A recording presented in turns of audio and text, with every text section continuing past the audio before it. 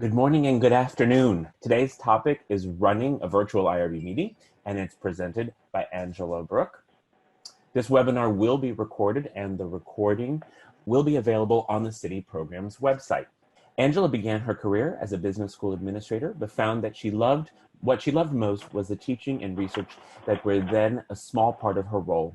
Ultimately, she returned to school and earned a PhD in industrial and organizational psychology.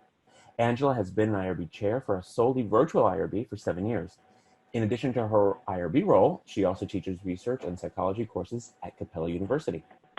Our learning objectives today are as follows. First, to identify challenges of running a virtual meeting and strategies to manage those challenges. And then to identify regulatory requirements for convened IRB meetings held in a virtual environment. To identify a process for consultation with principal investigators and others to support the IRB review.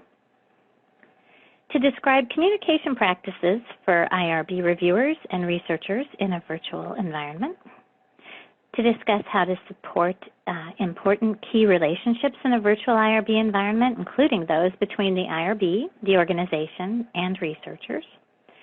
And to identify critical meeting management strategies to effectively run a virtual IRB meeting.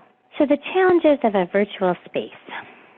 In the virtual environment, we lose a lot of the visual cues that we might normally have. We lose transparency to body language, facial expressions. We might have difficulty hearing, and all too often some technological challenges as well. Additionally, a challenge of that virtual space is keeping members engaged and trying to navigate the interruptions that can occur without the visual cues that we might have to normally determine when it's okay to talk or when it's best to be silent. And minute taking can certainly be complicated. For the regulatory requirements of a virtual IRB meeting, it is clear that all regulatory requirements are the same regardless of the way that a meeting is unfolding. Whether it's in person or in a virtual space, the regulations are the rule of the day regardless of where that meeting occurs. And quorum and representation of membership is the same in person or virtually. And I feel like one of the best things that we can do to support the regulatory requirements is the use of a solid electronic submission process and tracking process that's embedded with the SOPs of your organization, just as we do with our organization's SOPs, to support those regulatory requirements and streamline the review process. So a little bit of a strategy for how we run a meeting. One of the fundamental and key components beyond that note-taking space is to run the meeting in a very predictable and formulaic or step-by-step approach. In our case, we follow the review process using each of the components of the 111 guidelines. Because we have none of those online or none of those in-person cues, we really can stay very focused. So while we miss sometimes those cues, removing any of the visual component of a meeting keeps the focus very linear on those components of the 111 guidelines. So within the IRB, there are a couple of key things to consider.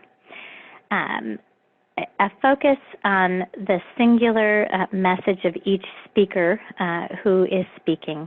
We really look further to let a speaker fully finish points, and it can be very difficult in an IRB virtual space not to interrupt. So we really engage in in a very heavy-handed kind of meeting management. If I hear a voice, sometimes even an utterance, we try to call out the order of speakers so that each person who has something to contribute is able to focus on their presentation or their comments without being interrupted. I work as the chair to affirm that the speaker has been heard. Because I can't nod or hold eye contact, I find that it's best to summarize points that have been made to demonstrate they've been heard. We try to always acknowledge the points that have been made before moving on to the next speaker. I work to be calm, clear, and very direct, especially when I'm navigating more heated kinds of commentary. And ultimately, our IRB has created some shared meaning or language of our committee. At Capella, we use the language of participants. Some other IRBs might use subjects.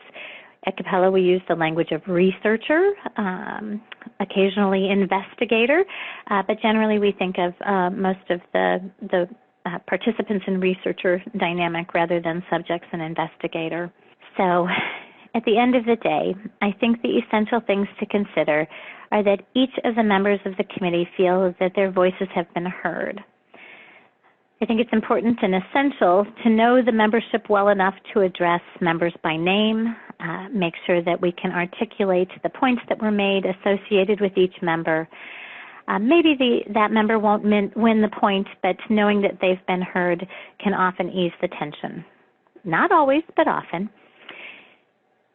In the IRB virtual space, just like in any IRB meeting, sometimes it is less about consensus and more about finding a path to agreement, even when there is an agreement to disagree.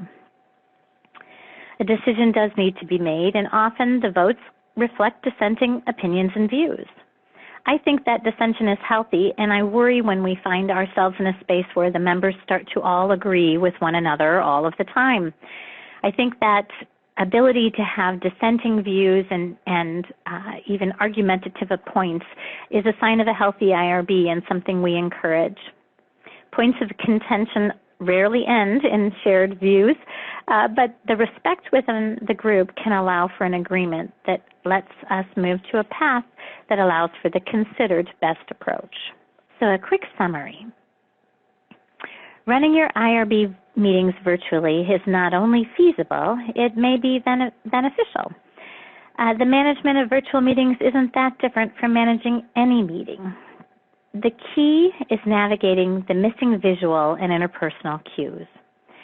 There are some best practices that can make the meetings more efficient and fluid, and relationship building, both initially as you build the IRB membership and ongoing in the relationship with researchers and the community at large in the university or college environment, really is the foundation for a successful virtual meeting.